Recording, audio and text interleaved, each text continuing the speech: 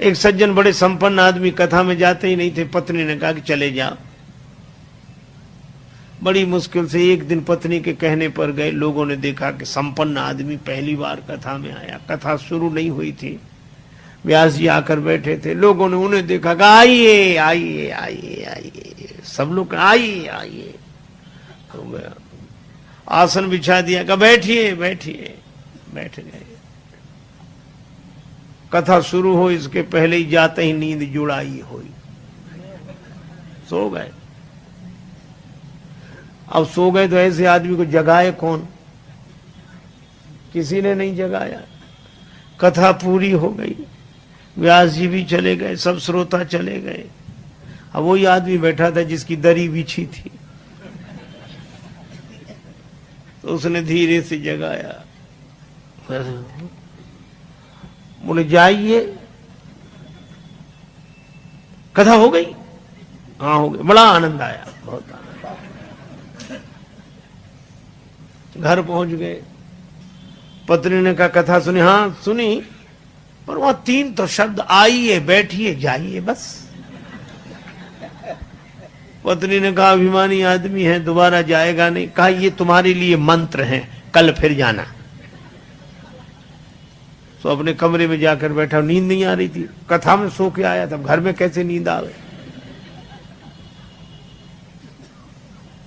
बिजली बंद कर दी। अब लेट है, नींद बैठ गया। पत्नी ने कहा ये मंत्र है, तो मंत्रों का जब करे तो बार बार कहा आइए बैठिए जाइए, आइए बैठिए जाइए। अंधेरा था, घर में घुसा चोर।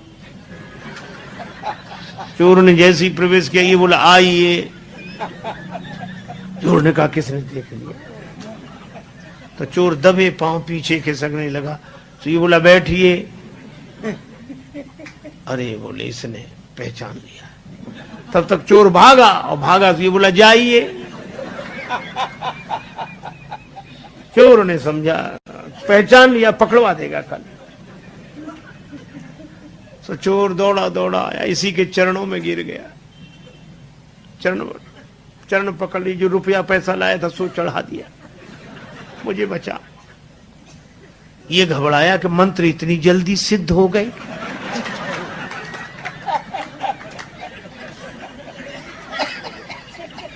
लाइट जलाई, घबराया और देखा एक आदमी हाथ जोड़े खड़ा, रुपया पैसा नहीं। अरे भाई तुम कौन हो?